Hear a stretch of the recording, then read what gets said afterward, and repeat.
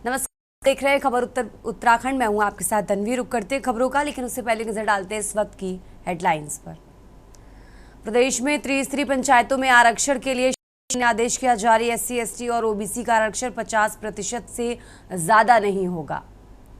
PM Modi का गंगा मैया से एक रिश्ता, सीएम धामी बोले, मैं उनको गंगा पुत्र भी कह सकता हूं। उत्तराखंड में बड़े कोरोना के मामले। देहरादून में 3 नए कोरोना मरीज मिले। मुख्य चिकित्सा अधिकारी ने कोविड प्रोटोकॉल का पालन करने की अपील की। उत्तराखंड में शुरू हो गई जनगणना की तैयारी। जनगणना का पहला चरण अप्रैल 2026 में किया जाएगा शुरू। पहली बार पूरी तरह डिजिटल होगी जनगणना। सिवाई में ग्रामीणों ने दूसरे रेलवे विकास निगम के खिलाफ किया विरोध प्रदर्शन। ग्रामीणों ने लिखित आश्वासन मिलने तक आंदोलन जारी रखने की दी चेतावनी। तेज धूप और उमस से लोग रहे बेचैन। 39 पहुंचा पारा। मौसम वैज्ञानिक बोले 20 जून से बारिश की संभावना। आप देख रहे हैं की न्यूज, खबरों का साथी। और चलिए अब रुक करते खबरों का। उत्तराखंड की राजधानी देहरादून में अधिवक्ताओं ने सचिवालय का घेराव किया और अपनी समस्याओं के समाधान की मांग की। उत्तराखंड बार काउंसिल के अध्यक्ष राकेश गुप्ता ने कहा कि यूसीसी विरोध नहीं है, लेकिन इसमें वसीयत और विवाह पंजीकरण के मुद्दों को लेकर परेशानियां उत्पन्न हो रही हैं। उन्होंने ये भी आरोप लगाया कि सरकार ने अपर सचिव से बार मुलाकात के बावजूद कोई समाधान नहीं निकाला। अधिवक्ता समुदाय का कहना है कि कानून बनाने में उनका कोई योगदान नहीं लिया जाता है, ना ही उनसे कोई सुझाव लिया गया।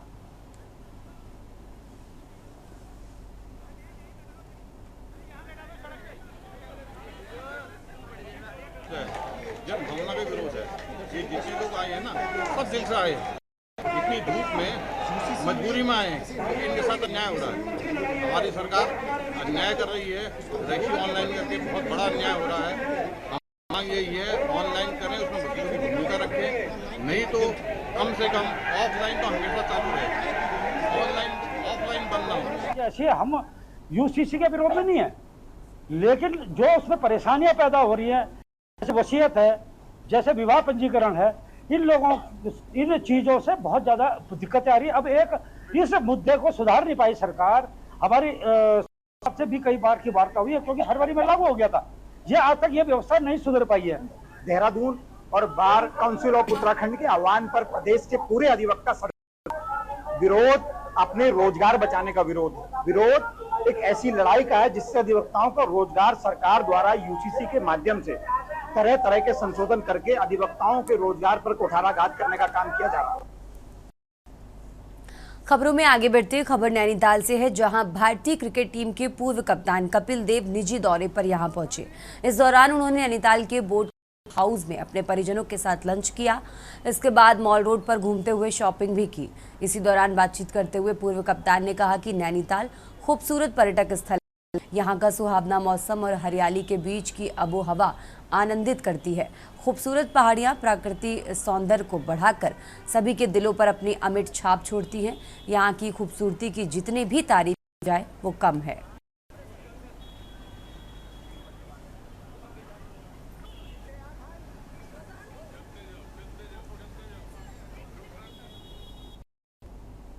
उत्तराखंड की खबरों में आगे बढ़ते हैं। मोदी सरकार ने अपने कार्यकाल के 11 साल पूरे कर लिए हैं।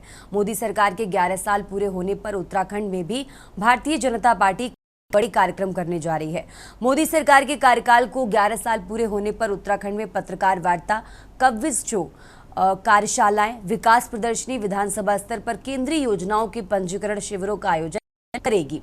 इसी संकल्प से सिद्धि कार्यक्रम के चलते मुख्यमंत्री पुष्कर सिंह धामी द्वारा बीजेपी प्रदेश कार्यालय में प्रेस वार्ता का आयोजन किया गया, जिसमें सीएम धामी ने मोदी सरकार के 11 साल देश के विकास व उन्नति के रहे हैं।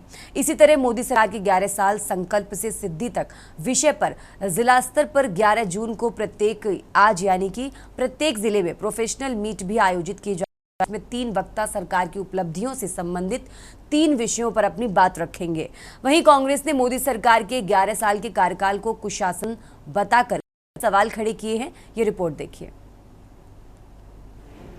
प्रधानमंत्री नरेंद्र मोदी के कार्यकाल को 11 साल पूरे होने पर उत्तराखंड के मुख्यमंत्री पुष्कर सिंह धामी ने प्रेस वार्ता को करते हुए कहा कि साल 2014 से पहले घपले घोटालों की सरकार होती थी। अब ये परिभाषा बदल गई है। अब ये 11 साल विकास व देश की उन्नति की रहे हैं। प्रधानमंत्री नरेंद्र मोदी के लिए उत्तराखंड हमेशा से प्राथमिकता में रहा है। अगर पिछले कुछ सालों पर नजर डालें तो हम देख सकते हैं कि उत्तराखंड प्रधानमंत्री मोदी के दिल के बेहद करीब है।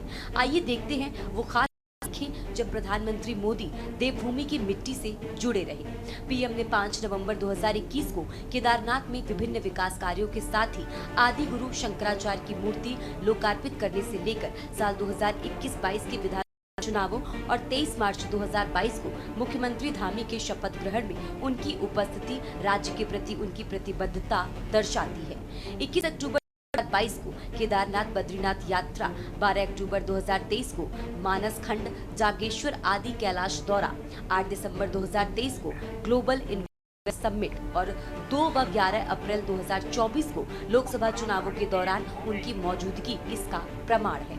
28 जनवरी 2025 को राष्ट्रीय खेलों में उनकी भागीदारी ने खेलों को बढ़ावा दिया है। ये सभी यात्राएं कि उत्तराखंड उनकी प्राथमिकता में है और वे इसे विकास व आध्यात्मिकता का केंद्र बनाने के लिए प्रतिबद्ध हैं। इन तमाम दौरों में उत्तराखंड को हजारों करोड़ विकास की सौगात दी है।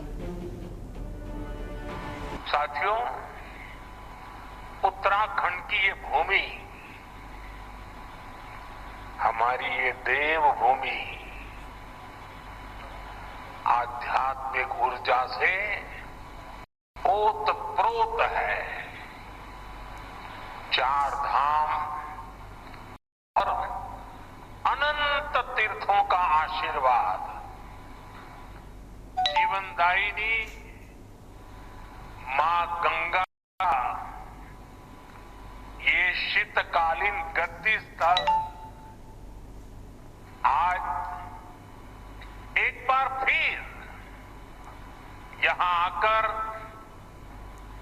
आप सब अपने परिवारों से मिलकर मैं धन्य हो गया हूं। देश की राजनीति में पॉलिटिक्स परफॉर्मेंस की एक नई परिभाषा, एक नई कार्य संस्कृति स्थापित की है। आदरणीय प्रधानमंत्री मोदी जी के नेतृत्व में अब सरकार का अर्थ बदल गया है। अब सरकार रिफॉर्म, परफॉर्म एंड ट्रांसफॉर्म की भावना से संचालित होती है, जिसमें जन भागीदारी शासन की आत्मा बन चुकी है। 2014 से पहले का भारत हम सबके स्मरण में होगा। बहुत छोटे होंगे आप में से जिनकी आयु 10 साल के आसपास होगी, तो 2014 में जो 10 साल के होंगे अब वो कितने के होंगे? तो 25 के 10 साल के बाद बहुत सारी जानकारियां नहीं होती है। 21 साल के पूरे वोट देने लगे। इसमें से बहुत सारे वोट डालने ऐसे भी होंगे हमारे नवयुवक जिन्होंने पहले की सरकारों का बहुत अच्छे प्रकार से नहीं किया होगा। तो मैं आपके सामने इसलिए रख रहा हूँ, ये बड़ा महत्वपूर्ण है। वहीं कांग्रेस ने पीएम मोदी के बतौर प्रधानमंत्री 11 सालों में वादों को खोखले दावों में बदलकर मोदी सरकार ने देश की ऐसी दुर्दशा की कि अच्छे दिन की बात अब एक डरावने सपने की तरह लगती है। सालाना 2 करोड़ नौकरियां, किसान की आय दोगुनी, महिला आरक्षण, महिला सुरक्षा, अर्थव्यवस्था, महंगाई की पराकाष्ठा, बेरोजगारी की बाढ़ आदि शामिल है। वहीं बीजेपी ने प्रधानमंत्री नरेंद्र मोदी के 11 साल पूरे होने पर कांग्रेस के सवाल पलटवार किया है। उन्होंने कहा, बीते 11 साल ये अमृत काल के रहे हैं। भारतीय जनता पार्टी मोदी सरकार 3 की पहली सालगिरह को लेकर देश में संकल्प से सिद्धि के तहत अलग अलग कार्यक्रम कर रही है। सरकार के स्तर पर भी 1 साल पूरा होने को लेकर कार्यक्रम किए जा रहे हैं। साल 2047 तक विकसित भारत का रोड मैप आदि बातें रखी जा रही हैं। एक फेलियर जब हो जाता है किसी का, तो उसके जो चेले चपाटे होते हैं वो जोर जोर से कहते हैं कि हम सफल हैं, सफल। शुरुआत 2 करोड़ लोगों को रोजगार देने से। कितने लोगों को रोजगार मिला? काला धन लाने की बात कही थी, वो काला धन क्या देश में आ गया इन 11 सालों में? स्विस बैंक के खातों की डिटेल्स देने की बात कही थी नरेंद्र मोदी और उनकी पार्टी ने। 11 साल के केंद्र सत्ता में होने के बाद कितने स्विस बैंक के खातों की डिटेल्स वो दे पाए? उन्होंने कहा था हम बुलेट ट्रेन चलाएंगे, वो भी अभी तक नहीं चली। उन्होंने कहा था 15 लाख रुपए हर खाते में आएंगे, वो भी नहीं चले। हाँ, अगर कोई उपलब्धि है तो यही है कि सोनिया गांधी जी, मनमोहन सिंह जी के समय में जो योजनाएं बनी, चाहे वो वैष्णो देवी माँ का जो टनल था उसका उद्घाटन करना हो, चाहे हमारे एक एंटोनी ने जो पैसा उत्तराखंड में दिया था रेलवे के लिए इत्यादि के लिए, उसमें जो काम हो गया ऑल वेदर रोड में, उसका उद्घाटन करना रहा हो, यही सब वो करते रहे। आपने बहुत अच्छा ये सवाल है। आप वर्तमान में हैं कि जो केंद्र में भी बीजेपी की सरकार है और राज्य में भी बीजेपी की सरकार है, वहीं अगर उत्तराखंड की बात करें तो उत्तराखंड में चारों तरफ जो भ्रष्टाचार की अफरा तफरी मची हुई है, न्याय और ऑर्डर जो है वो लॉ एंड ऑर्डर जो है पूरा तरह ध्वस्त हो चुका है, और जो महिलाओं पर बढ़ता अत्याचार है वो पूरे पहाड़ी 9 राज्यों में चरम सीमा पे है। ये हाल देश में भी है, जहाँ पर बीजेपी का ये नारा था बेटी पढ़ाओ बेटी बचाओ, अब लगता है कि बेटियों को बीजेपी से बचाओ ये नारा आने। तो मुझे इन शब्दों से वो बात अटल जी की याद आती है जब उन्होंने कहा था कि एक बार हम जो है 13 दिन की सरकार है, की सरकार रही, अब हमारा 13 साल का लगता है, 13 साल के बाद बीजेपी फिर दोबारा वापस मुड़ के नहीं आएगी। जनता पार्टी अपने कार्यों के बल पर ही चुनाव लड़ती है, और हमने पिछले 11 वर्ष की उपलब्धियों में के आधार पर हमने चुनाव लड़े हैं। मोदी जी के कार्यों से उत्तराखंड राज्य के अंदर जो विकास की गति आई है, और ट्रिपल इंजन सरकार आज की तारीख में कहूँगा हमारे राज्य के अंदर भारतीय जनता पार्टी मिली है, हर क्षेत्र के विकास में गति है। विकास ही हमारा मुद्दा रहने वाला है, और विकास के मुद्दे पर ही हम चुनाव लड़ेंगे। वहीं एक तरफ सत्ता पक्ष है जो मोदी सरकार के 11 साल को देश की दिशा बदलने वाला बता रहा है, तो वहीं दूसरी तरफ विपक्ष है जो इस पूरे दौर को जनता के लिए सबसे कठिन और छलावे भरा मानता है। अब सवाल ये नहीं कि कौन क्या कह रहा, सवाल ये है कि जनता क्या महसूस कर रही है। योजनाओं का लाभ वास्तव में अंतिम व्यक्ति तक पहुंच रहा है, ये देखने वाली बात है। Uttarakhand desk report. और चलिए खबरों में आगे बढ़ते हैं। उत्तराखंड के सीएम पुष्कर सिंह धामी ने प्रधानमंत्री नरेंद्र मोदी के नेतृत्व वाली केंद्र सरकार के 11 वर्षीय कार्यकाल को ऐतिहासिक बताया। दावा किया कि बीते 11 सालों में देश तेजी से विकास पथ पर आगे बढ़ा है। इस दौरान देश की राजनीति में नई मिसाल कायम हुई है। सीएम धामी ने आगे कहा कि 2014 से पहले की सरकारों का कालखंड भ्रष्टाचार और अराजक का वाला था। प्रधानमंत्री मोदी की सरकार सबका साथ सबका विकास और सबका विश्वास स्लोगन पर अमल कर सभी वर्गों को साथ लेकर चल रही है। उन्होंने कहा कि आज का भारत आत्मनिर्भर देश है। मुख्यमंत्री ने 11 वर्षों में शुरू हुई तमाम योजनाओं और कार्यक्रमों को हवाला देते हुए विकासशील से विकसित राष्ट्र की और देश के आगे बढ़ने का दावा भी किया। साथ ही पहलगाम आतंकी हमले के बाद चलाए गए ऑपरेशन सिंदूर का उल्लेख कर उन्होंने इस अवधि में भारतीय सेना को मजबूत बनाए जाने का दावा भी किया। उन्होंने साल 2047 तक केंद्र सरकार के सहयोग से उत्तराखंड को विकसित राज्य बनाने का लक्ष्य पूरा होने का दावा भी किया।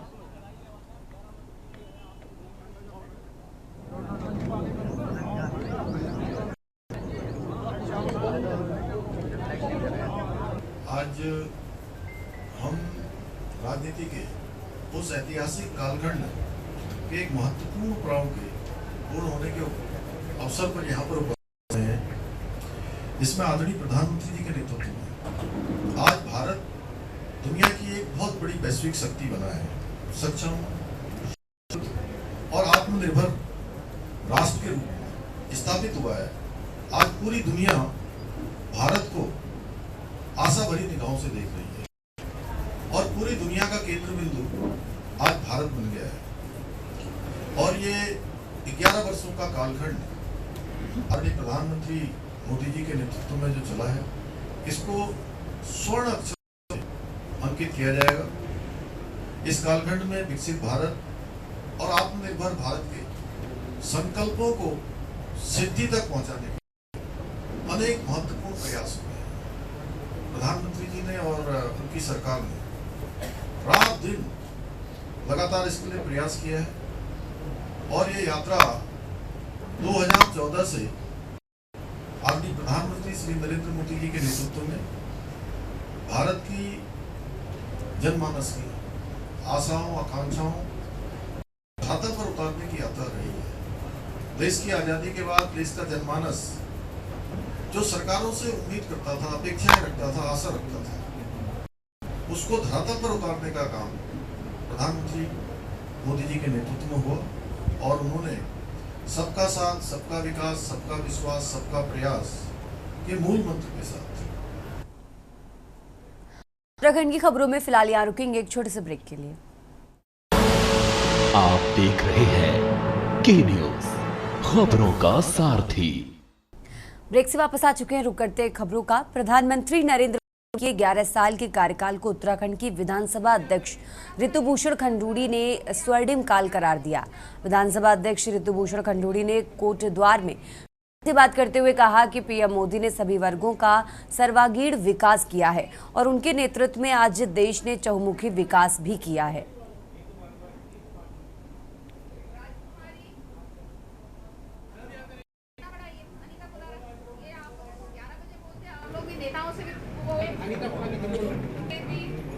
ऐसे प्राइम मिनिस्टर हैं जो यूनिवर्सल कवरेज की बात करते हैं, वो रिलीजन की बात नहीं करते हैं, वो कास्ट की बात नहीं करते हैं, वो केवल ये कहते हैं कि उस व्यक्ति को जिसको आवश्यकता है उस तक विकास पहुंचना चाहिए। सो एक ये बहुत बड़ा चेंज जो पूरे देश में देखने को मिलता है और जिसको लोग अब समझने लगे हैं, सवाल करने लगे हैं कि अब हमें आप केवल वर्गों में नहीं बांट सकते हैं कि ये फलाना है, ये वोट बैंक है, ये फलाना वोट बैंक है।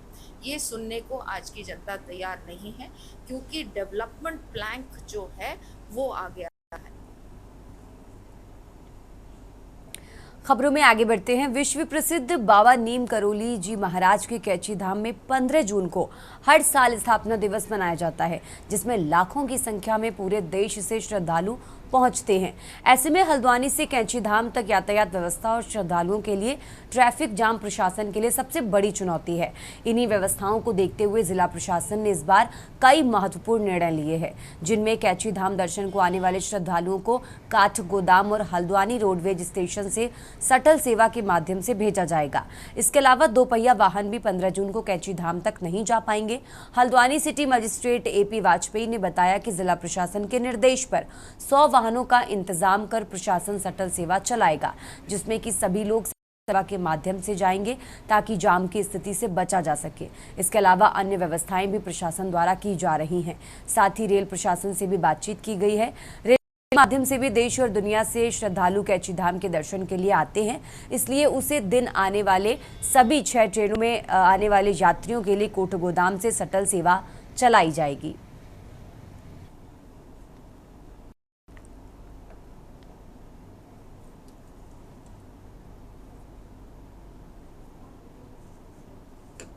जो हमें निर्देश मिले हैं उसके द्वारा ये कहा गया है कि पूर्व की भांति इस बार भी काठगोदाम रेलवे स्टेशन और हल्द्वानी जो हमारा रोडवेज स्टेशन केमो स्टेशन है वहाँ से स्टिकर शटल सेवाएं चलाई जाएंगी और लगभग इस दोनों स्थानों से 100 बसों का हम लोग व्यवस्था कर रहे हैं और इसमें एक अलग कलर कोड की भी इस बार निर्देश प्राप्त हुए हैं। और इसमें चूँकि हमारा जो रेलवे एडमिनिस्ट्रेशन है उसके साथ भी समन्वय स्थापित हुआ है।